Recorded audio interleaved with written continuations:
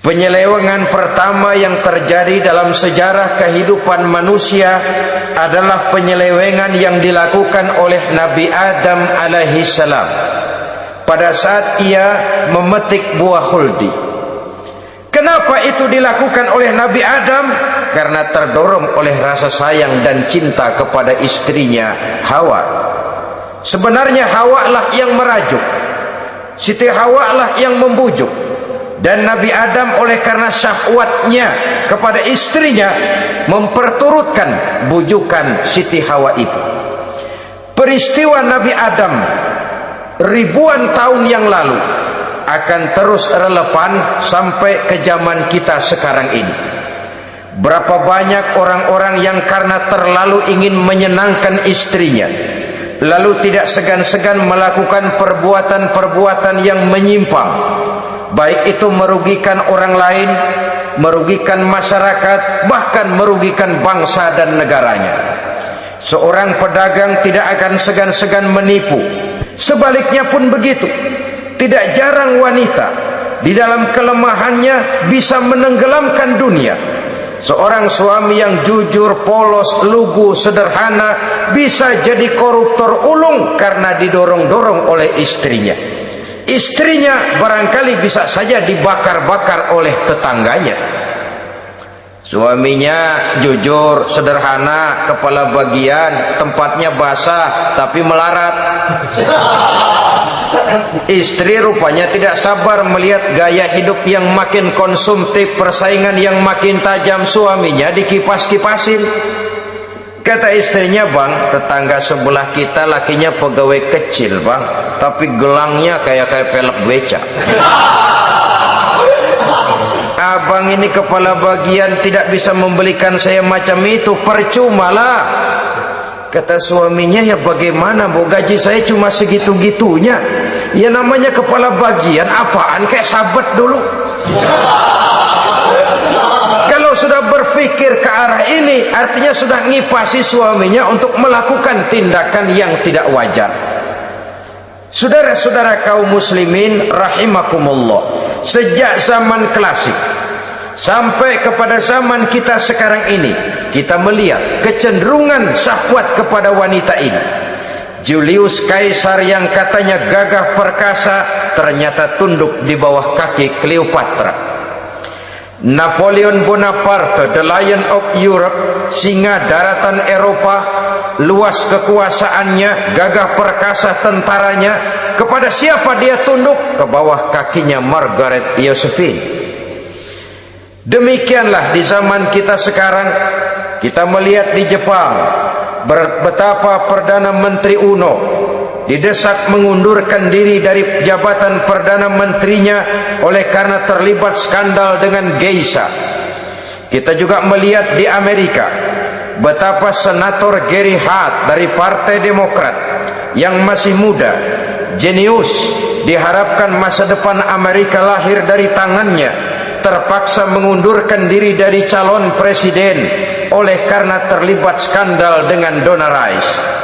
Kita juga menyaksikan betapa parlemen dan kabinet di Inggris sempat geger oleh karena skandal Pamela Bordes, pelacur kelas kakap yang melanglang buana mencari sasaran-sasaran kakap.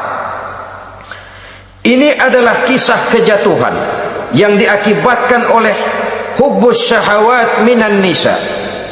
Oleh karenanya benar jika Nabi kita menyatakan an-nisa'u imadul bilad, wanita adalah tiang negara.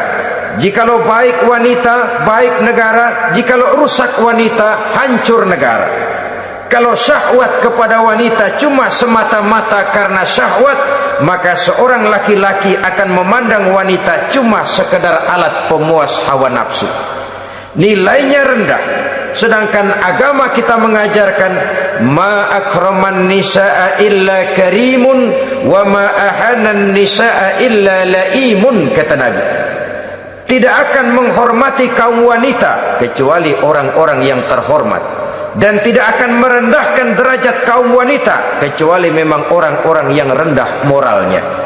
Dengan kata lain, apabila syahwat minan nisa ini dilandasi dengan semangat iman dan ketakwaan, maka kehidupan Rasulullah sallallahu alaihi wasallam sungguh menjadi figur dan contoh dalam kehidupan kita. Perkawinannya bukan karena wajah yang cantik semata-mata, tapi lebih merupakan nilai ibadah kepada Allah Subhanahu wa taala. Dengan demikian, kecenderungan kepada hubbus syahawat minan nisa dikontrol oleh nilai iman. Barometernya, tolok ukurnya adalah iman. Di zaman sekarang banyak kasus kawin campur yang pada akhirnya akan membingungkan kita sendiri. Padahal Al-Quran secara jelas dan tegas memberikan bimbingan. Orang itu kalau sudah, kata Imam Syafi'i, wa ainur ridha an kulli aibin kalilatun kama anna aina suhti tubdil masawiya. Mata kalau dibalut cinta dia buta terhadap nista, tapi mata kalau dibalut benci hanya melihat yang keji-keji saja. Biasanya cinta kepada wanita memang bisa menimbulkan dorongan yang positif, tapi juga bisa membuat seseorang buta sama sekali. Dorongan yang positif paling kurang dari segi penampilan. Coba lihat lelaki kalau lagi demen perempuan, lenjeh banget kan. Sisiran rambutnya rapi, teriskaan bajunya lancip, sepatunya mengkilat, kantong celananya tebel, perkara anduk isinya bukan soal. Yang penting kan gaya. Lalu dinamis, kreativitasnya ada saja timbul. Tapi pada sisi lain, jikalau orang sudah kehilangan pertimbangan, juga kadang-kadang tidak segan-segan mengorbankan akidah, mengorbankan nilai-nilai iman. Padahal ini taruhan utama, sampai Quran dengan tegas memberikan peringatan. Wala amatun mu'minatun khairun min musyrikatin walau a'jabatkum. Perempuan budak yang hitam legam kalau beriman itu lebih baik untuk dinikahi daripada wanita cantik kulit kuning langsat tapi musyrik. Lebih baik budak yang hitam legam beriman daripada wanita cantik berkulit kuning langsat berhati bangsat. Tapi kita kadang kehilangan pertimbangan. Karena agama, karena cinta agama digadaikan, karena cinta akidah terjual, karena cinta keyakinan jadi korban.